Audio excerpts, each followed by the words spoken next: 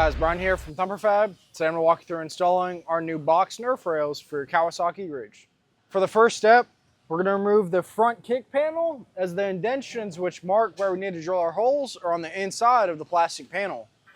You'll open the front and rear door, and I'll walk you through the process of removing the panel. You'll need to remove this whole piece. It goes down your B-pillar and along your floorboard. You'll remove the plastic push pins as well as the Phillips head screws.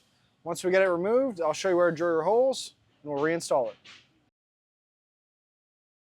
To fully remove this front plastic panel, you'll also need to remove the Phillips head screws that come in from the side of the bike.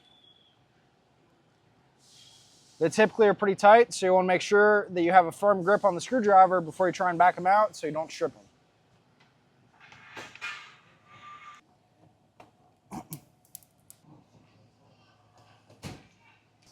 Just a reminder, we're only going to be removing this front panel so that we can see the dimples that are marked on the inside of the panel for where to drill. You'll only need to remove the front 4 screws to remove this panel. Once we have all the fasteners out of it, you can open both doors, remove the panel, and prepare for drilling.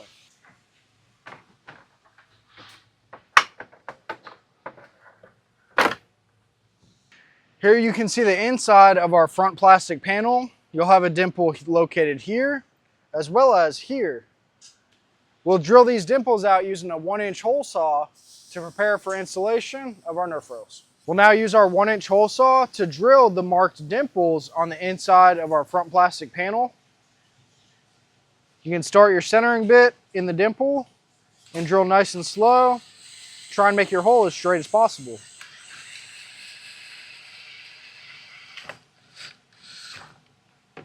You'll repeat the process for your second hole.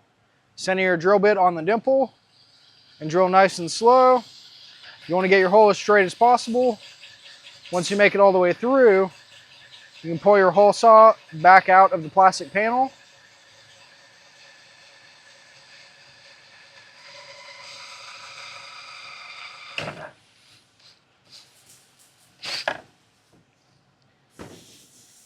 Now we're ready to deburr our plastic holes. And we'll be ready to reinstall our plastic panel. Here we can use our deburring tool to clean up any of the plastic burrs from our hole saw. Once we have a nice clean hole, we'll be ready to reinstall our panel.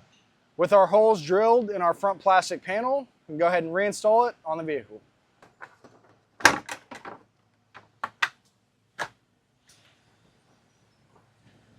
With our front panel reinstalled, we can go ahead and drill the holes in our rear panel. We'll use the front 2 most dimples located here and here. We'll use the same size hole saw bit. Once we get those drilled, we'll drop our skid plate and we're ready to mount the Nerf Rails.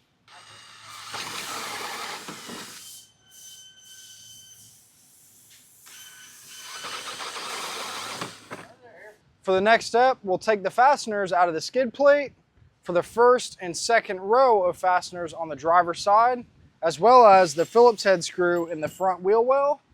This will allow us to drop the skid plate enough to get the flange nut on the back side of our mount tubes. Once we have the skid plate lowered down, I'll walk you through the process.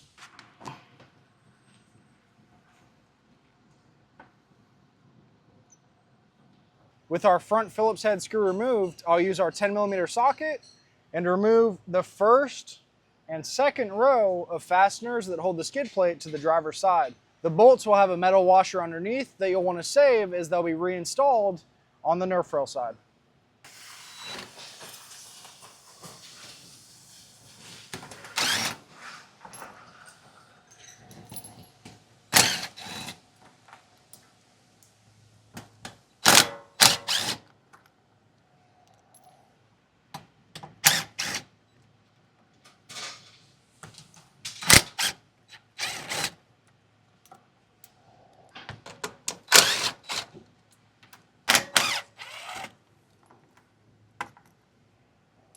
Here you can see the bolt and washer that we removed that holds the skid plate up to the underside of the vehicle. On this first row, the fasteners, the hex bolt will be replaced by the fasteners that are located in the hardware kit, but you will still use this washer. You'll see what that looks like later on.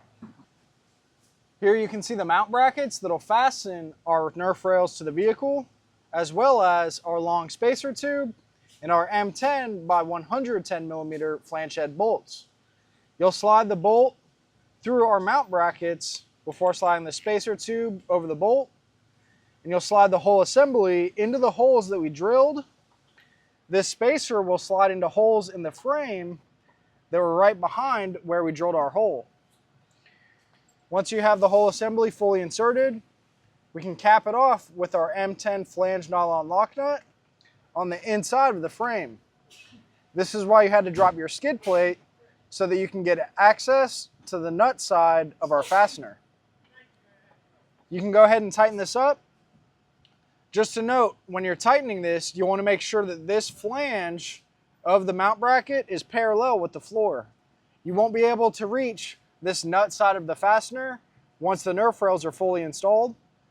So when you're tightening it up, you want to make sure that you have your brackets as parallel to the floor as possible.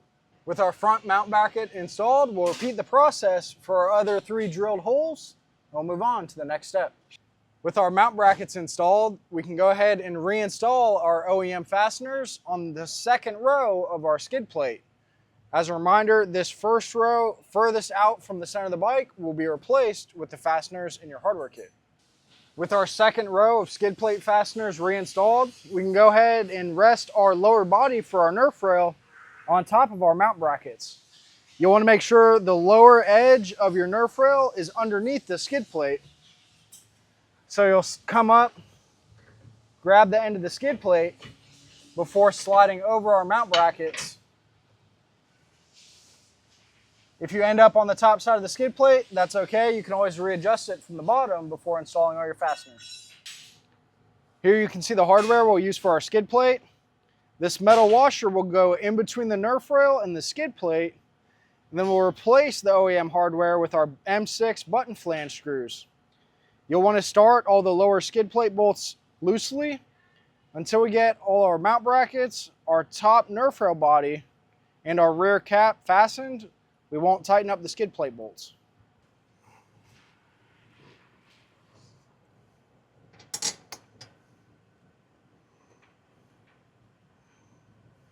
With our lower Nerf rail body loosely fastened to the vehicle, I'll go ahead and set our top body on top of our lower body, and we'll begin fastening it loosely with our M6 fasteners in the hardware kit. With our top body fastener started, we can go ahead and install our rear cap. We'll thread this on from the underside using our same M6 hardware. Once we get this all tightened up, we can return and tighten all our fasteners. For your rear cap on your Nerf rail, you'll have 3 M6 fasteners that are located here, here, and here. You'll fasten them using the same hardware we used to bolt our top and bottom Nerf rail bodies together. These will thread into rib nuts that will previously be installed in your rear cap. Once you have all your fasteners tight, you're ready to hit the trails and enjoy your new Thumper Fab box Nerf rails on your Kawasaki Ridge.